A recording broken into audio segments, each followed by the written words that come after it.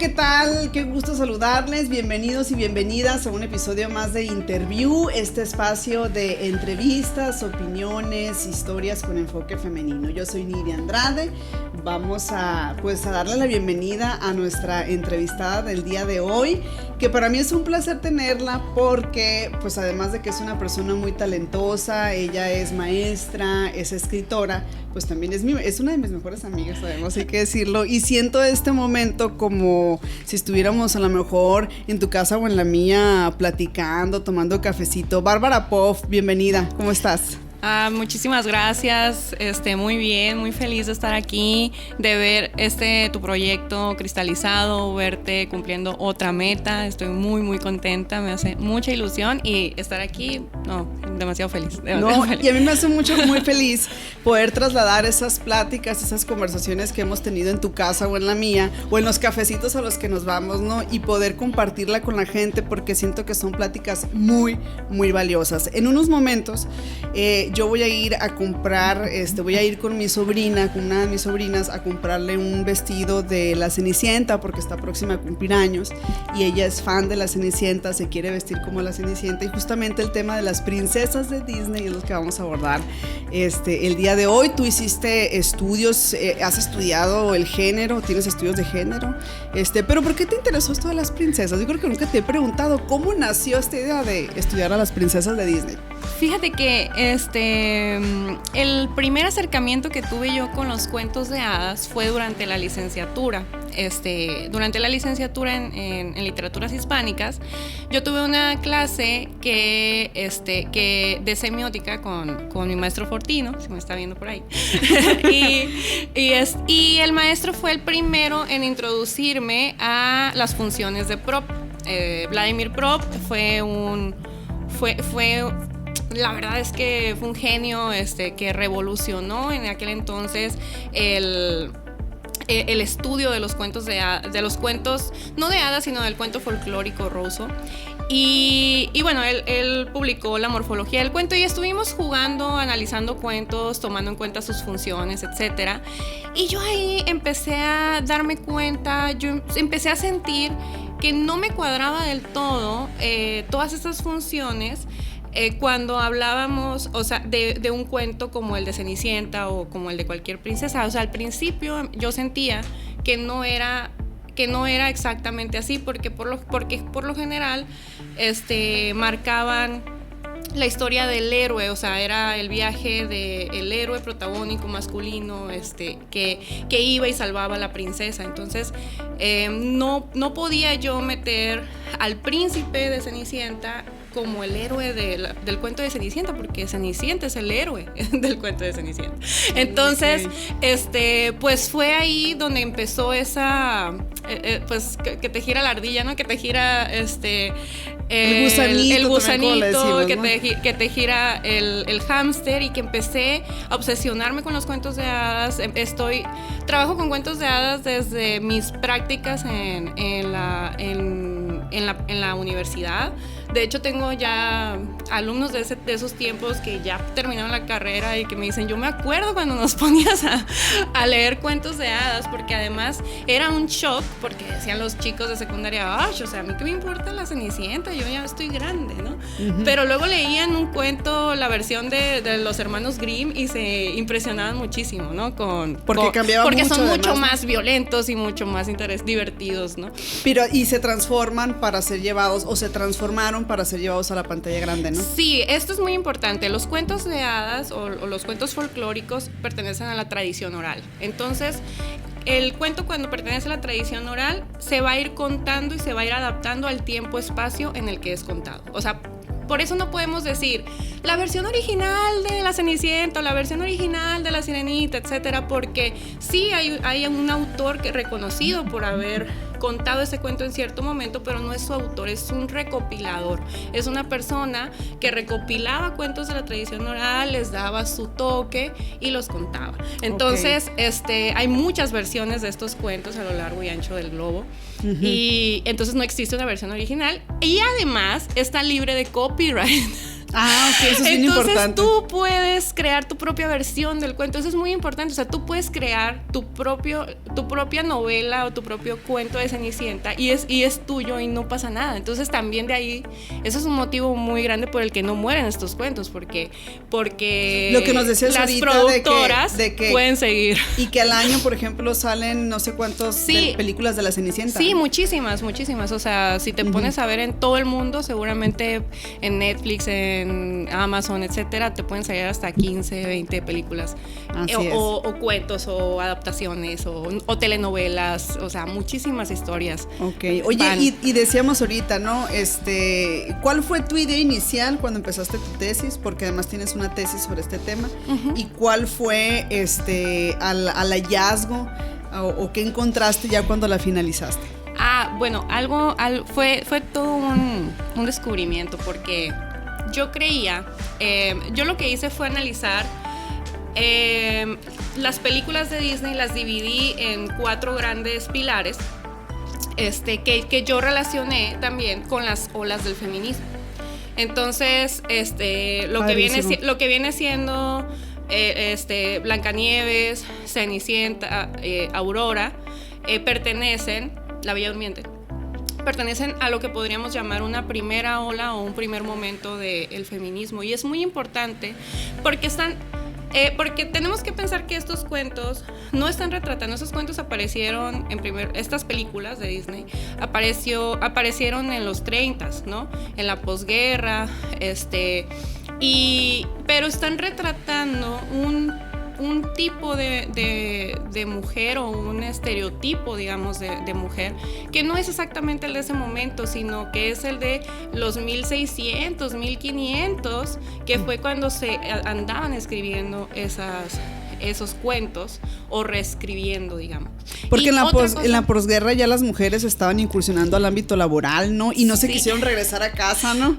No, ese era el conflicto. Habían muerto muchísimas personas, en la guerra. Los hombres estaban regresando al trabajo y las mujeres habían ocupado ese lugar en los trabajos, en las fábricas, mientras los hombres estaban en la guerra.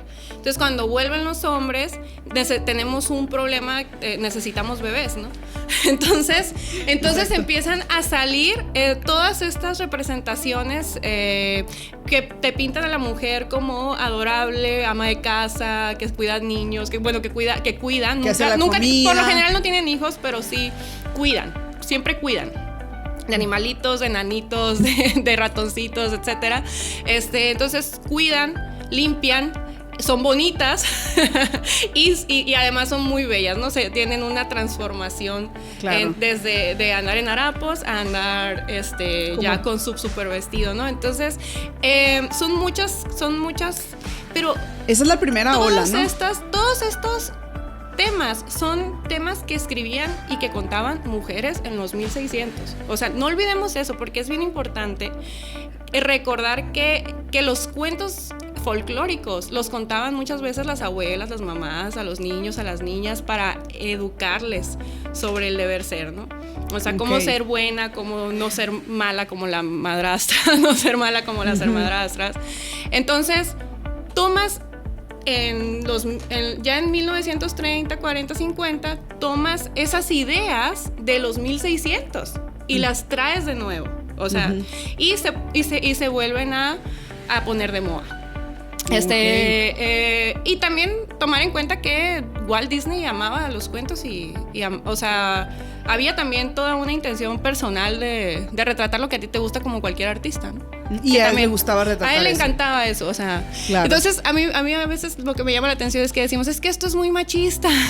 Pues son cuentos de mujeres. Es la primera película con Technicolor, es Blancanieves. Gracias a Blancanieves existen todas las caricaturas que conocemos el día de hoy, porque fue la primera caricatura animada con Technicolor. Entonces, o sea, la primera película animada de la vida, prácticamente, es protagonizada por una mujer.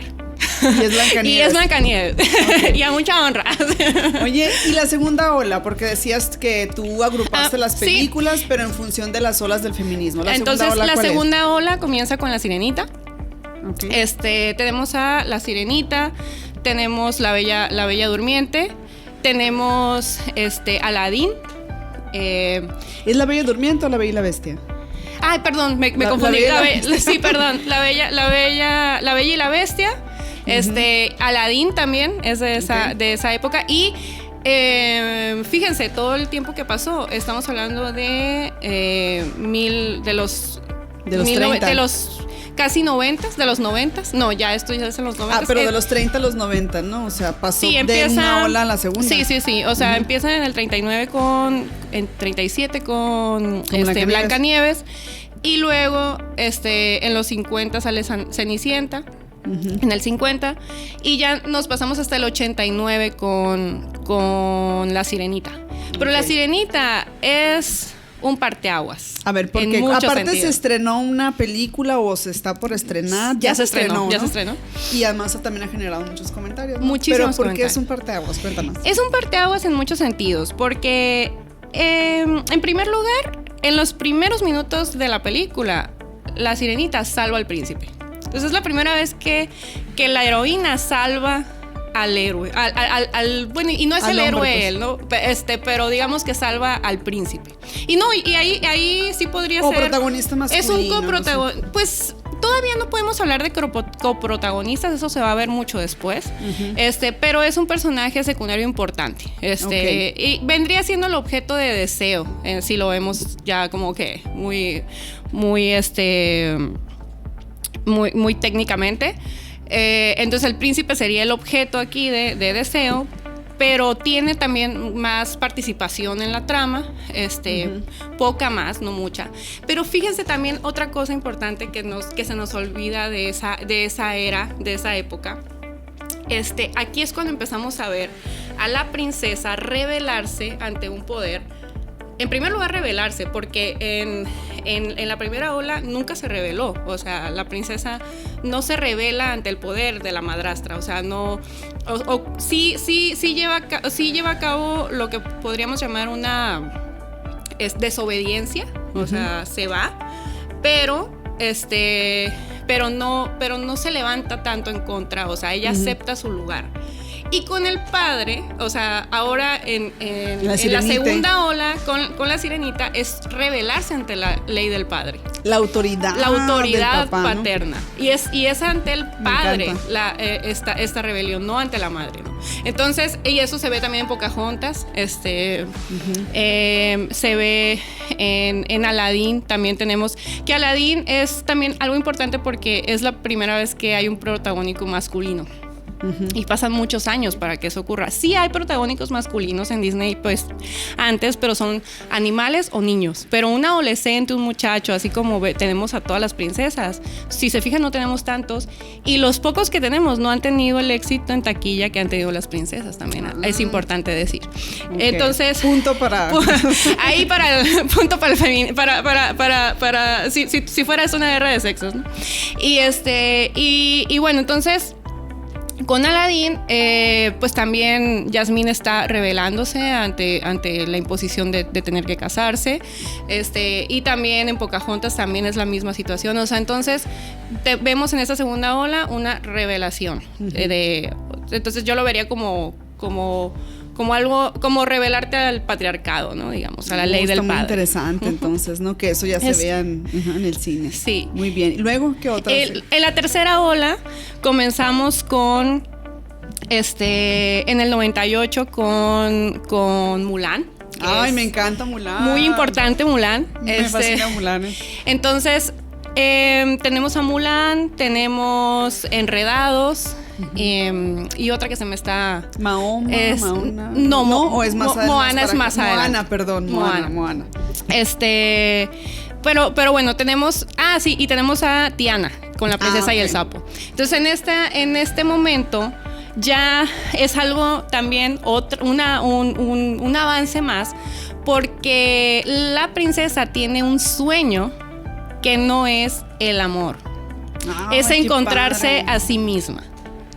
Entonces, si se fijan en la primera y segunda ola, hay un deseo marcado del amor, que no tiene nada de malo, ¿no? Nada más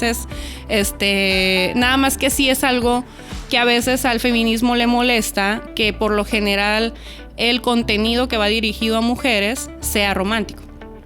Y a veces sentimos que nos encasillan un poco en el tema romántico, cuando el contenido dirigido a hombres por lo general siempre tiene algo de romance, pero no es el punto final. Siempre hay una misión más allá de eso. O salvar al mundo o algún algo. Siempre hay algo más. Entonces, en la psique femenina estamos viendo ese avance, ese recorrido a sí me interesa el amor y siempre nos va a interesar el amor.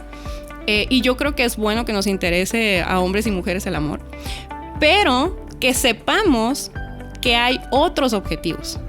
Y que está encontrarte a ti mismo, alcanzar tus sueños. Entonces aquí ya vemos a las protagonistas buscando sus sueños. Entonces encuentran el amor, todavía en esta tercera ola encuentran el amor, pero es una consecuencia de la búsqueda del sueño, ya no es el final. Ya no es el deseo final. Entonces vemos un avance, ¿no? Un avance, un cambio también. Ajá. Okay, que yo lo relaciono también mucho con todo esto que decimos ahora o que escuchamos ahora, ¿no? De que no importa que estés sola o solo, tú puedes ser feliz. O sea, ese es el mensaje que yo siento con el que se puede empalmar esto, ¿no? No sé. Sí. Estamos viviendo, por supuesto, que en un momento histórico de autosuficiencia, de individualidad. O sea, más que nunca se ha explotado la individualidad humana. Estamos completos, ya no buscamos la media naranja, no buscamos lo queremos seguro de vida. Así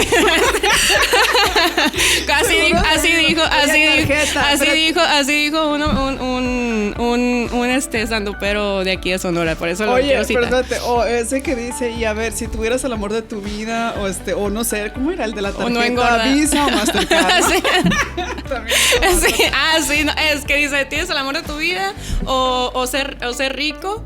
¿Qué querrías? ¿Tarjeta Visa o Mastercard? Sí, no, en ese momento nos encontramos ahorita. Entonces sí, pero no tiene nada de malo tampoco reconocer que el amor es un elemento en la vida, como todo lo demás. O sea, porque también yo siento que, y lo vamos a ver en la cuarta ola, que nos fuimos a un extremo. Yo también siento lo mismo, que se ha desproporcionado y que el mensaje de individualismo ha sido tan fuerte que ahora se ve mal que digas que quieres el amor, que quieres encontrar pareja, ¿no? O sea, bueno, sí, pero a ver, tú dinos ya en la cuarta ola, ¿no? Sí, pues fíjate que yo creo que yo soy de las teóricas, no sé si atreverme a llamarme así, pero yo soy de la teoría de que estamos en una cuarta ola del feminismo. O sea, hay quienes analizan nada más lo ocurrido aquí en México, en Latinoamérica, y creen que es la tercera ola, pero para mí la primera ola es con Mary Wollstonecraft, que es después de la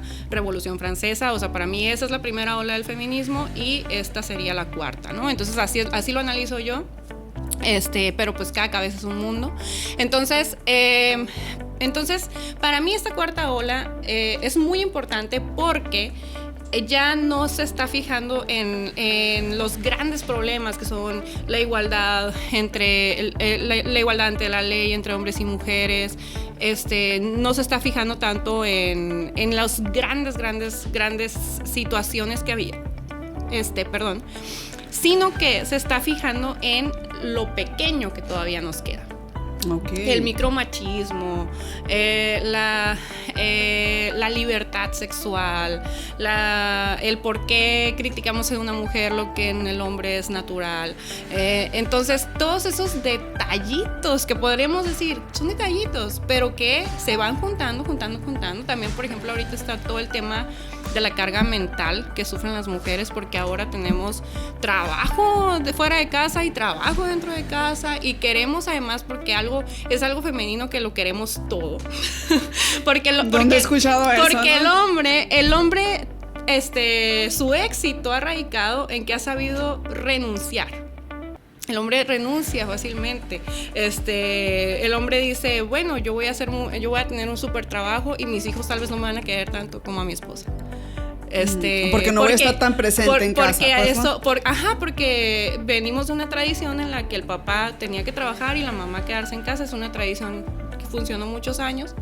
Y entonces al papá pues le respetabas porque traía el pan a la mesa, pero ni lo conocías a veces, aunque vivieras con él, ¿no? Y a veces ya el papá llegaba en la noche y el papá seguía su vida, y yo no sé qué conflictos pueda tener en la masculinidad todo eso, pero una mujer, en las mujeres por lo general, eso es muy difícil de aceptar. O sea, una mamá, y bueno, yo voy a ser mamá, entonces puedo decir eso, puedo hablar así. De la maternidad. Una mamá quiere ser exitosa en el mundo laboral, quiere alcanzar todos sus sueños y quiere que su hijo la quiera mucho. Claro. y quiere estar en los primeros pasos, y quiere estar en la primera palabra, y el día de la escuela, y quieres ayudarle con la tarea. Entonces, todo eso genera muchísimo estrés, y todo eso es lo que se puede ver ahora en la cuarta ola. Todas esas son las luchas, además del tema de la violencia, de los feminicidios, etcétera, que también son muy graves. Entonces son muchos temas que siguen sobre la mesa y que se ven reflejados en el cine también, pero que a veces nos llevan a querer mostrar al personaje femenino protagónico como una súper perfecta mujer desde que nace. O sea, ya nací con superpoderes y ya. Claro. Entonces, ¿Qué películas son las que retratan esta cuarta ola? Pues, por ejemplo, a mí me parece, bueno, en las películas de Disney en las que yo analicé fueron Frozen. Que además mis sobrinas son fans de Frozen. Frozen, Valiente, en primer lugar es Valiente, luego Frozen, y luego Moana. Entonces, pero yo ahí veo que, digamos que empezamos un poquito mal y terminamos bien con Moana. ¿Por qué? ¿Por qué? A ver, cuéntame. Porque sí siento que habíamos llegado a un momento muy importante en la tercera ola, que era como una equidad de género. O sea, constantemente la princesa y su acompañante, que ya eran coprotagónicos, se salvaban el uno al otro. Y los dos tenían historia, y los dos tenían complejidad, y los dos tenían muchísimo avance y crecimiento, que es lo que te hace ver cuando es protagonista, cuando es héroe un personaje. Entonces, eso ya no lo vemos tanto acá. O sea, con la finalidad de exaltar lo femenino, en la cuarta ola se desprecia un poco lo masculino. Ya no tenemos personajes masculinos sin hablar con de equilibrio. Sin hablar de Moana, ¿no? Pero fijándonos en Valiente y en Frozen, ya no nos presentan al coprotagonista masculino como tan avanzado. De hecho, por ejemplo, algo que yo critico mucho en Valiente es que la protagonista gana su propia... se puede casar consigo misma, digamos, porque hay como una competencia para ver quién es el mejor hombre para casarse con la princesa, y ella es el mejor hombre. O sea, ella al final, ¿no? Ella también compite, pero con la cara tapada y así. Pero la verdad es que no le gana a los mejores hombres. O sea, los personajes masculinos que te muestran ahí son personajes caricaturizados, o sea, feos y tontos. Entonces, me hubiera gustado a mí, como alguien que le gusta el cine, que le hubiera ganado a los mejores. O sea, que me hubieras puesto hombres súper guapos, súper fuertes, súper, o sea, que inteligentes, y que tuvieran todas las características, y que aún así ella los rechazara. Pero rechazó a puro... Y por eso ganó ella. O sea, no sé si esa era la intención, pero no sé por qué. O sea, ella le pudo haber ganado a un gran personaje masculino. Oye, pero no lo pusieron. Que esto me recuerda, que no sé si sea algo parecido o similar, pero me recuerda regresar a la Cenicienta, y el papel se invierte, porque ahí pues el príncipe es el que está buscando a la persona a la que le quede la zapatilla. Bueno, no sé, ¿no? O sea, o que ellos en esas primera ola pues tienen opciones, ¿no? O sea, tienen más opciones que tienen, o sea, como que es al revés, no sé. Ajá, o sea, como que el príncipe puede elegir entre todas las princesas del mundo, y aquí es al revés. La princesa eligiendo entre todos los príncipes del mundo. Exactamente. Pero el príncipe tenía miles de princesas de doncellas hermosas entre las cuales elegir, y a Valiente no le están dando a elegir entre personajes bien construidos, pues. Esa es mi exigencia para el cine, sobre todo si vamos a seguir creando historias que además los que las van a ver son los niños.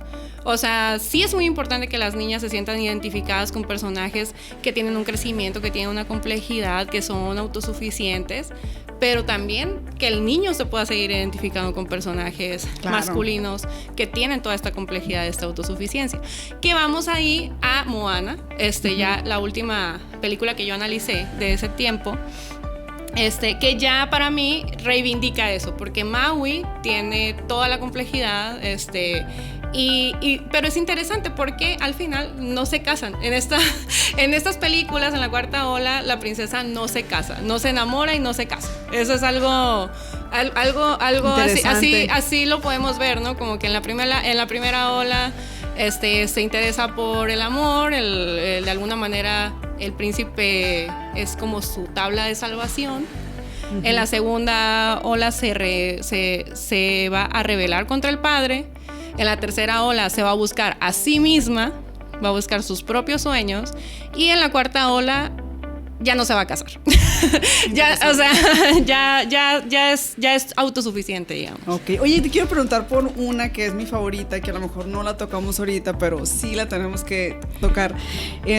Porque justo creo que su estreno coincidió con la edad que yo tenía, ¿no? Que es a lo mejor la primera princesa yo que recuerdo. De hecho, la única, bueno, en la escuela a lo mejor en una ocasión fui disfrazada, ¿no? Con este vestido de la Bella, ¿no? La Bella y la Bestia, ¿no? Que también, que para mí marca una pauta por la edad que yo tenía cuando se estrenó. Pero también admiraba mucho de ella, la inteligencia, a lo mejor su rareza, que la veían como qué rara, le gusta leer, o sea, no sé, me encantaban ciertos detalles de ella, ¿no? Sí, fue eclipsada un poco ahorita porque está en boga Sirenita, pero yo de hecho son, la misma época, son de la misma ola, de hecho la película en sí que yo más analicé en ese momento es precisamente La Bella y la Bestia, porque es una película en la que ya, o sea, imagínense el simbolismo ya en el cine de que la primera vez que una princesa agarró un libro fue con Cenicienta en el cine, ¿no? En el cine animado de Disney específicamente. Era un libro de costura. O sea, que obviamente amamos la costura y el diseño es maravilloso y es importantísimo y muy importante y muy valioso para las mujeres y para los hombres, pero era estereotípico de las mujeres en ese momento. Uh-huh. O sea, la costura era de los pocos trabajos a los que podías aspirar. Entonces sí era estereotípico en ese momento que Cenicienta trajera un libro de costura. Y que 40, casi 50 años después, 40, salga una princesa que se la pasa leyendo y que no lee de costura, sino que sí lee novelas románticas, ¿eh? Sigue habiendo ahí un poquito de estereotipo, porque lo que más le gusta son las novelas románticas, pero ya es una mujer que lee, una mujer culta y una mujer que no está interesada en el status quo, en el guapo del pueblo, en el fuerte, o sea, no. Ella quiere más que vida provincial. Eso es como en su canción, ¿no? Ajá.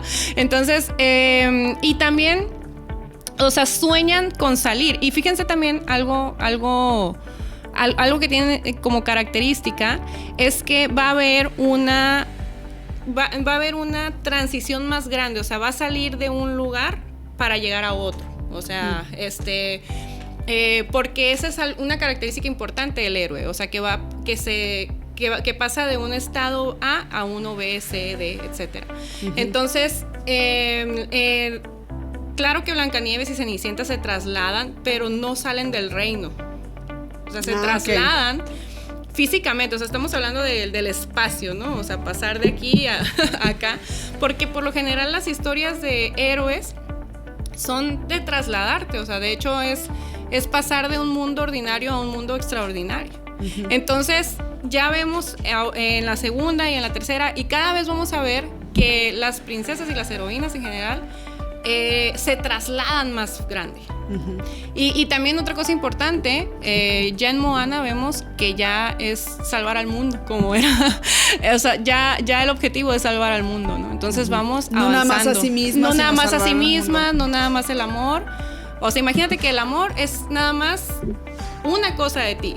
Y luego encontrarte a ti, pues es una cosa más grande. Pero luego ya preocuparte por el mundo es algo más grande, ¿no? Todavía. Oye, entonces, algo que tenemos que tocar, Bárbara, o no sé si quieres que concluyamos el tema, la conclusión a la que llegaste antes de pasar al tema de Barbie. Porque ese es otro tema también bien importante, ¿no? Pero si quieres, ya de manera general, estuvo muy padre la descripción que nos hiciste por etapas, las películas, las diferentes etapas de la ola feminista. ¿Ya ¿a qué conclusión llegaste de manera general? Bueno, como mencionaba al principio, yo tenía mi teoría de que las heroínas del principio de los tiempos, o sea, Blancanieves, Cenicienta, no iban a ser más heroínas o más héroes que las de los últimos tiempos, que iba a haber una evolución, pero casi cuantitativa en las funciones o en los momentos del viaje heroico. Yo estuve trabajando con el viaje heroico de Christopher Bowler en mi maestría, y entonces yo creía que iban a tener más elementos, o sea, que era como que iban a ser más héroes o más heroínas al final, las más recientes. Y lo que descubrí fue que todas cumplían con los elementos que necesita el héroe. O sea, no necesitas tener capa, es decir, no necesitas salvar al mundo para ser héroe. Tú eres héroe en tu propia historia. Y Cenicienta y Blancanieves y Moana y Elsa son héroes de su propia historia. Ay, qué bonito. Me encanta. Oye, y lo de Barbie también, porque es también todo un tema. Yo he visto comentarios en redes sociales, yo creo que no lo hemos analizado a lo mejor como se debería, el impacto que este juguete, que esta muñeca ha tenido en nuestras vidas, pero yo sí creo que hay aspectos muy importantes que resaltar. Invariablemente creo que, o sea, yo creo que la mayoría, si no es que todas, tuvimos una Barbie en nuestra niñez, ¿no? Sí, no, bueno, Barbie ha marcado mucho mi vida. Me llamo Bárbara, entonces es algo muy importante. Siempre ha sido algo muy importante en mi vida. Tu apodo es Barbie, mi familia me dice Barbie. Tenían mucho miedo de que me dijeran Barbie. y bueno, un paralelismo que yo hago ahora en mi tesis de doctorado, en el que estoy analizando a Cenicienta específicamente, es que hay una relación, bueno, yo encuentro una relación entre Cenicienta y Barbie. ¿Por qué? Porque son personajes, son juguetes, son expresiones de la cultura pop que han marcado nuestra vida, que son nuestras heroínas, que nos han ayudado, digamos, a contar nuestra propia narrativa como mujeres. Pero a pesar de tener un origen tan feminista, las dos, y feminista desde antes de que tuviéramos idea de qué es el feminismo, además, ahorita se les juzga de todo lo contrario.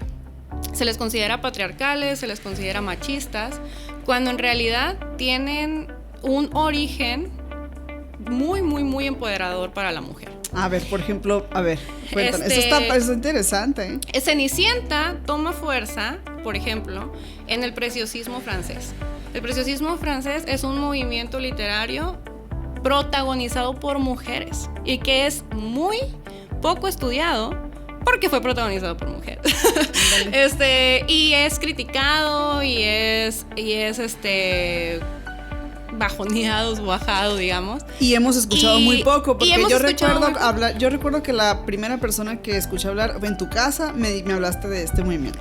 Sí, el preciosismo francés es muy importante, y es aquí donde nacen muchas novelas sentimentales. En la primera ola, las novelas sentimentales, y en la segunda ola, los cuentos de hadas. De hecho, la palabra, imagínense, cuentos de hadas, bueno, el término para nombrar a estos cuentos inició ahí. Y eran estas mujeres escribiendo cuentos de hadas, dándole poder a personajes femeninos y contando historias como la de Cenicienta y muchísimas otras que no son tan famosas ahorita. Entonces, Perrault, que es el que hace famoso el cuento de Cenicienta, era una persona más de este movimiento, pero la mayoría de esas personas eran mujeres. Y yo siempre me pregunto, o sea, ¿por qué Perrault sigue siendo sonado hasta ahorita, Charles Perrault, y no Madame d'Aulnoy, que era más famosa en ese momento? Ella creó muchísimos cuentos y hay versiones de Cenicienta. Yo tengo una versión que analicé que se llama Finetta la Cenicienta. Esta Cenicienta mata ogros, señores. Y ustedes no conocen ese cuento. Y si lo quieren conocer, lean mi tesis. Y entonces tenemos, por otro lado, el descubrimiento, el comienzo de Barbie, que fue creada por Ruth Handler en 1959. Y ella la creó porque estaba cansada de que los únicos juguetes para niña fueran bebés. Entonces las niñas jugaban con muñecas, que hay toda una por un lado, una construcción social de darle muñecas a las niñas para que se enseñen a ser mamás, y por otro, un instinto natural de las niñas y de las hembras mamíferas por los bebés. O sea, ¿nos gusta jugar con bebés? Sí, naturalmente sí. Y nos enseñan y se refuerza socialmente, ¿no? Claro.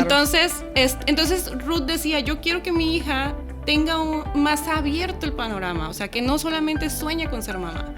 Y de ahí nace Barbie, que tiene su eslogan de sé lo que quiera hacer. Qué padre, o sea, qué y bonito. Barbie con miles de trabajos, profesiones. Con miles de profesiones, y con miles de estudios diferentes. O sea, Barbie es lo que quiere ser. Y además, como también pasó en Disney con las princesas, que eso lo quería mencionar desde la segunda ola, hay una diversificación. En los 80s hay una diversificación racial, tanto en Barbie como en las princesas. Eso también es súper importante. Y ya empezamos a ver princesas de todos los colores, de todas las regiones, y empezamos a ver etnias, de hecho, también. Etnias, ajá. Y empezamos a ver también muñecas de todos los colores. Y en este momento, de hecho, tiene unos 5 años tal vez, ya tenemos Barbies que tienen distintos tamaños. Porque eso me encantó. Porque un ataque muy frontal que recibía la muñeca es que no era humanamente posible, en primer lugar, y que era un estereotipo de belleza. Ajá. O sea, entonces consideraban que tal vez afectaba en las niñas, ¿no? El no sentirse como Barbie, no me veo como Barbie, no me identifico físicamente con Barbie, porque es un problema importante para las mujeres, el tema físico, el tema de cómo nos vemos.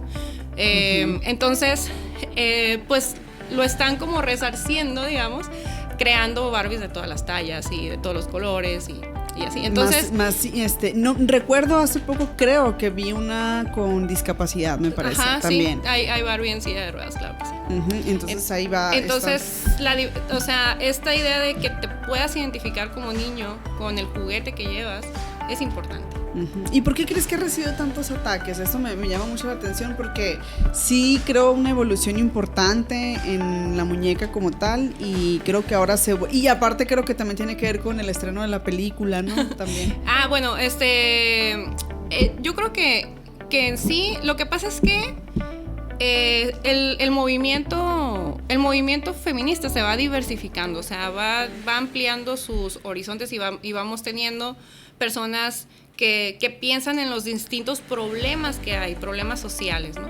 Un problema social de los más de los 90s y 2000 sobre todo, fue el tema de la anorexia y la bulimia. Fue un tema muy, muy brutal, o sea, los estereotipos de belleza en ese momento, las chicas famosas de ese momento, como Britney, como Paris Hilton, etcétera, tenían una extrema delgadez. Y coincidía también con las princesas y las muñecas. La imagen física que proyectaban, ¿no? Entonces, pues sí ha habido un trabajo enorme dentro del body positive, de decir, oye, necesitamos acabar con estos estereotipos.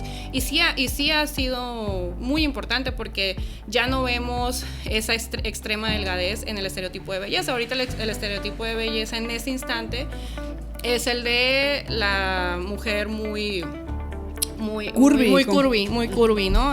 Con muchas curvas, que caemos en otra cosa porque empezamos a ver ahora pues el auge de la cirugía estética, ¿no?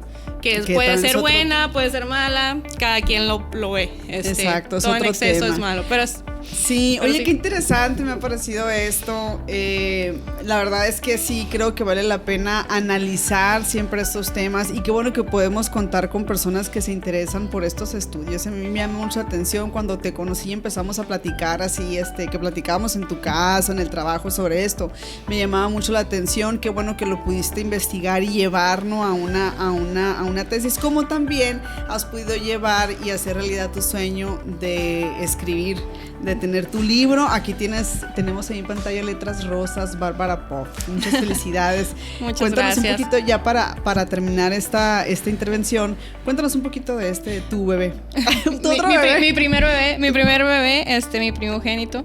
La verdad es que este libro es producto de algunos poemas que estuve escribiendo, más o menos iniciando en tiempos de pandemia, etcétera, más o menos por ahí. Creo que y muestra una faceta mía que es paralela pero no divorciada de la investigadora o la feminista, etcétera. Hay una parte del libro que tiene varios poemas que tocan este tema de género, pero lo primero que soy, o sea, antes que todo lo que puedo hacer, es poeta. Yo empecé a escribir desde la primaria. Empecé a escribir poesía y entonces tengo pues ahí atestado de cuadernos y de escritos que nunca publiqué, nunca concursé en nada, de nada. Y hasta que un día dije, oye, ¿sabes qué? Tienes que publicar tu propio libro. O sea, no puedes estarle enseñando porque tengo mi taller de escritura creativa.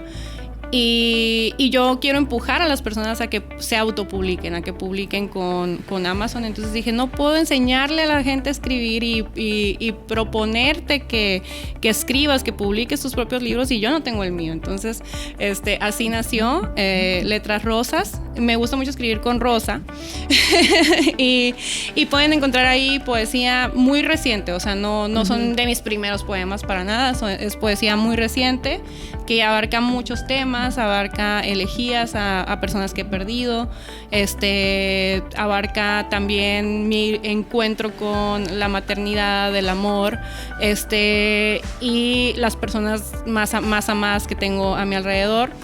Y hay un capítulo, Vorágine, que es en donde pueden encontrar poemas ya relacionados con el género, y también que retratan todos los